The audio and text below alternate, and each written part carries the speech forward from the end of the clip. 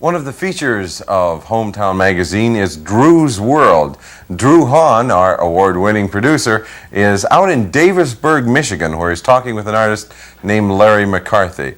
And we're going to try and make this a smooth transition. Take it away, Drew.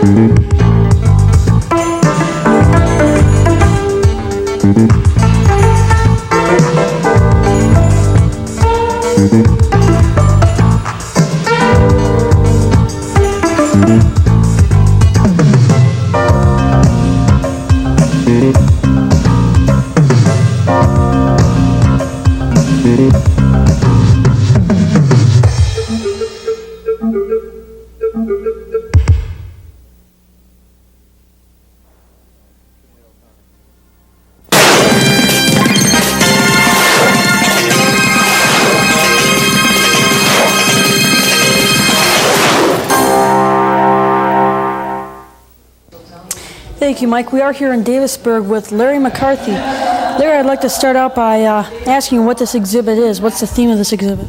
Well, this exhibit is about currency, American legal tender, money. Money, money, money. How did you get into artwork to start with? Well, I've always drawn.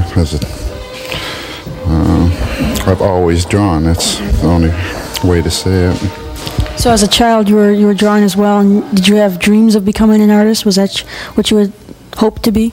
Well, I had my first watercolor was exhibited in a show at the Flint Art Institute when I was 12 years old, so that gave me a lot of impetus. What type of advice would you give to other artists who are starting or other artists who are already in it and aren't succeeding? Like, you have enormous success here. We have a lot of work that's already been sold. What type of advice would you give them?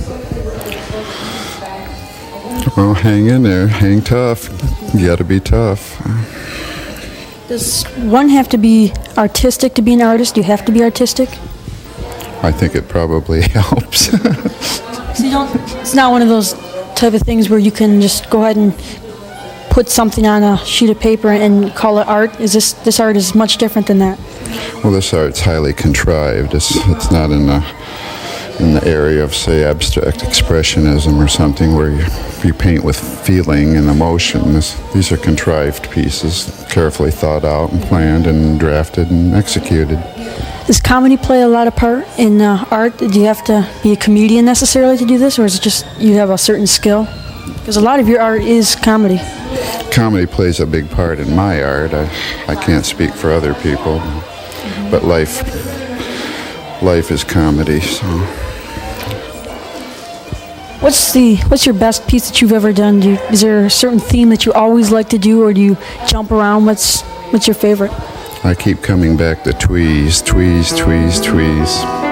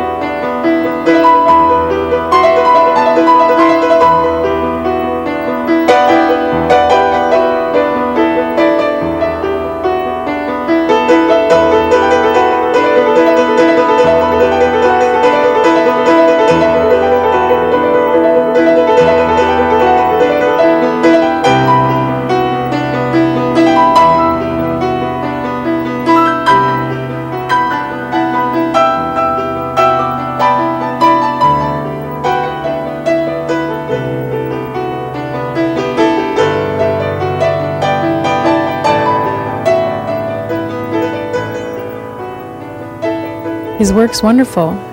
Actually, I had seen his work years ago, but I really didn't have any contact with him. And his daughter-in-law came in to see me. She's an acquaintance of mine, and showed me his drawings, and I fell in love with them. And we got together, and he showed me his money pieces, which I thought were really a wonderful idea, very pertinent, to today and what's happening in society. And that's really what happened. Got very excited about his work. Do you show a lot of drawings here in this place, or is this one of the exhibits that's just out of the ordinary? Well, this is one of the first exhibits I've had of this kind. We've just been open since May here, but we're a custom frame shop, and the artwork I carry is mostly original artwork, Michigan artists, some local Davisburg people, and other artists from around the state. How does his compare with all the other pieces that you've seen? How does it compare business-wise? Do you get a lot of money off of them? More people enjoy them? How's the business been coming in here lately? Well, I could probably answer that better when the show is over, but we've had a wonderful response to his work, and it really speaks for itself, the quality and the precision of his work.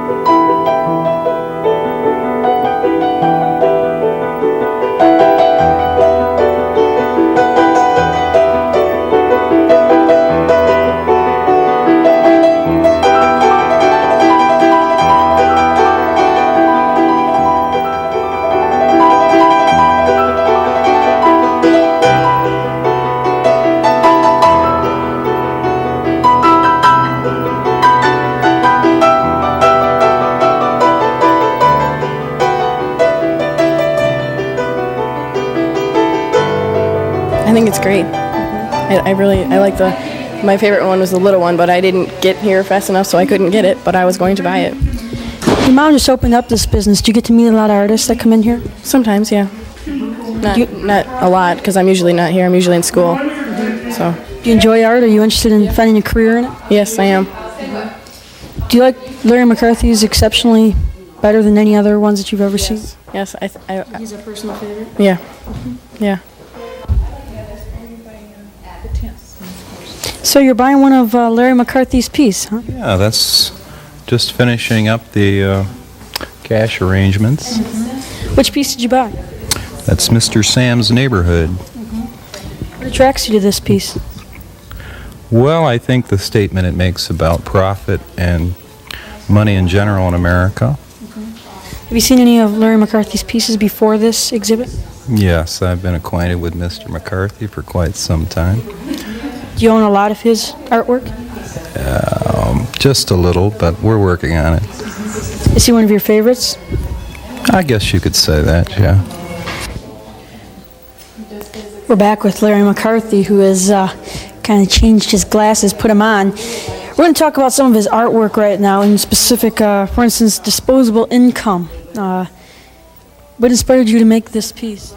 The 6 o'clock news with the government's handling of our tax dollars specifically. So everybody's heard of the term disposable income. I just thought I'd bring it down to its lowest level. So there's, has it ever been construed in a different way, such as we're wasting money, or any other people come up to you and that piece is already sold? By the time we came in, it was already sold, so it's a rather popular item. Someone obviously had some disposable income. And we're going to go to the other piece, which is business as usual, which is piece back there we're seeing right now. What inspired you to make this piece? Well, again, it's the government. It's Uncle Sam and our history of economics from Samuel Wilson to date. The waste. It's a very patriotic piece, though. You can tell by the colors. How long does it take you to put a piece like this together? Well, if I wear my special glasses, I can finish them much quicker, but many hours. I spend too long on them, actually. What's your favorite piece here, your personal favorite? I like my Mona Lisa dollar the best, I think, because it's my art commemorative note. So being an artist, that's my favorite. Now you sent out postcards to people for this. What about that piece of artwork that was on the front of that postcard? What made you think of that? I mean, these ideas just pop in your mind, or? They indeed pop into my mind. I make many voluminous notes and lots of sketches, and pick out the ones that inspire me at the time.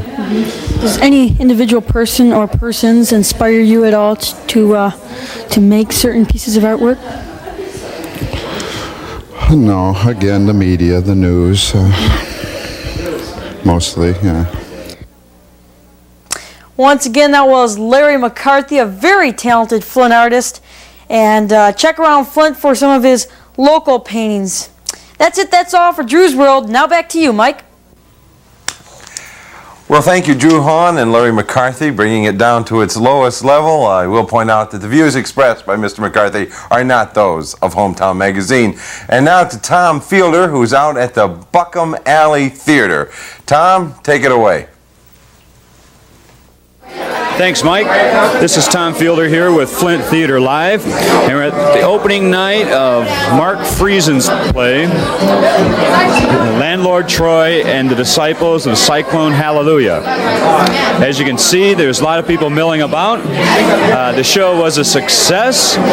Mark, you know, is a local playwright, and we expect bigger and better things out of him. We're going to call him over and ask him how he thought tonight's festivities went.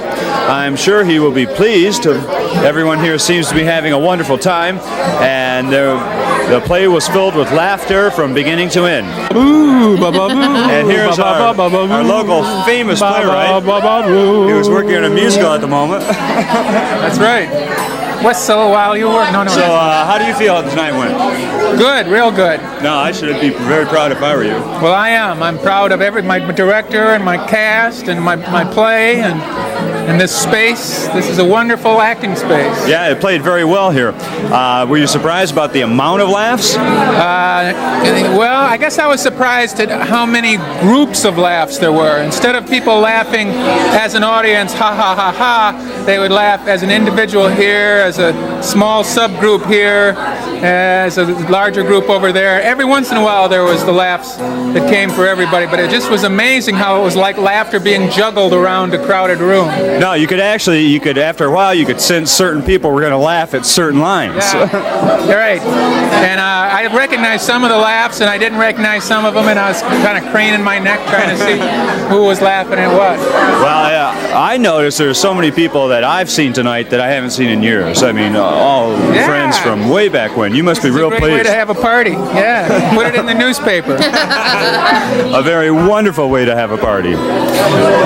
So, how are the ticket sales going for the rest of the run? Do you know yet? No, I have no idea. I don't try and stay away from that aspect of the business. Even though I have a bigger monetary investment than anybody else, so I should be interested, but not. I don't. Maybe I'm mistaken here. I have. And here we come, Mark's father, Herbert Friesen. How did you think tonight went? Oh, it just went perfect. He's an engineer, though. You have to understand, he teaches math and physics. There was a wonderful dog in the show, Sasha. Can you get Sasha? How did you think tonight went?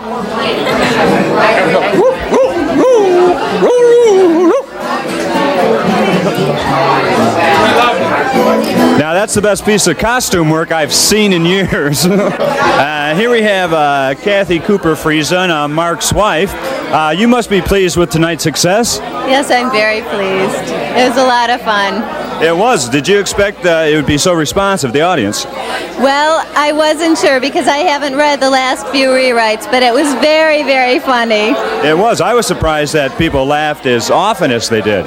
Yeah, well, I was one of them. I know Mark is real pleased, but for all his friends and family that made it. Is your sister here? My sister's not here, no. Oh. No, but my sister-in-law is. Well, you know, I saw someone that I thought I recognized from the wedding. Well, I recognize a lot of people from the wedding. In fact, it seems like a reunion. I know Mark was talking about that too. It's just wonderful that so many friends were able to come for opening night. Did you enjoy the play in the space? Yeah, I thought it was a great place to have this particular play. Yeah, because Buckham Alley is a small theater, and it is in the thrust with audience sitting on three sides. And I don't think Mark wrote it specifically for that. Well, I'm not sure. When he started the play, he started it in sort of a ravine, and it seemed like it had three sides, actually, when he sat down to write the play. Oh, that's great. Well, thanks for talking with us. Let's bring in Louise. This is Mrs. Louise Friesen, an old dear friend of mine, and must be a very proud parent tonight. Well, I am. I really enjoyed it, and it surprised me, as all of Mark's things do. You mean the script, the material in the script surprised you? I guess how much there was to laugh at. It seems to me I read that script a few years back, and I don't remember laughing so much. I really enjoyed it. Well, I remarked to Mark that when I read it, I laughed out loud a few times, but it is amazing that once you see it presented, how different things really strike you as funny. The actors said that too, that they said they didn't know what was going to get laughs and what wasn't, and then all of a sudden they have to wait until the laugh is over. So yeah, well, I think everyone should be pleased and proud. I think it was very much of a success. That's right. Well, thank you so much for talking with us. I noticed your other son and one of your daughters is here too. That's right. And if you can get them over here, you're a better man than I am.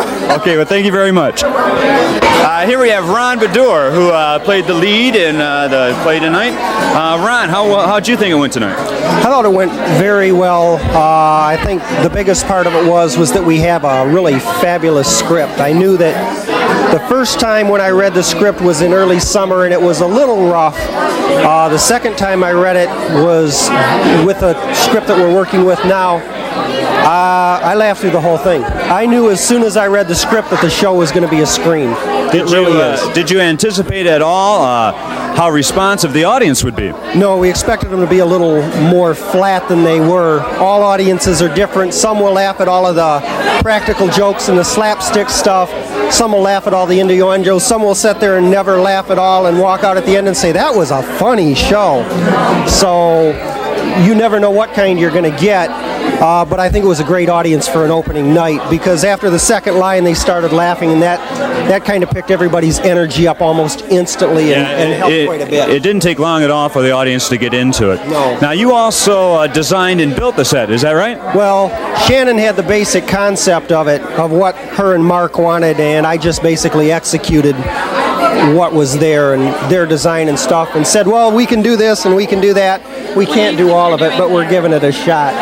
We're joined here by Jennifer Cook, is it? Yes, Jennifer. She played Ron's wife in the play.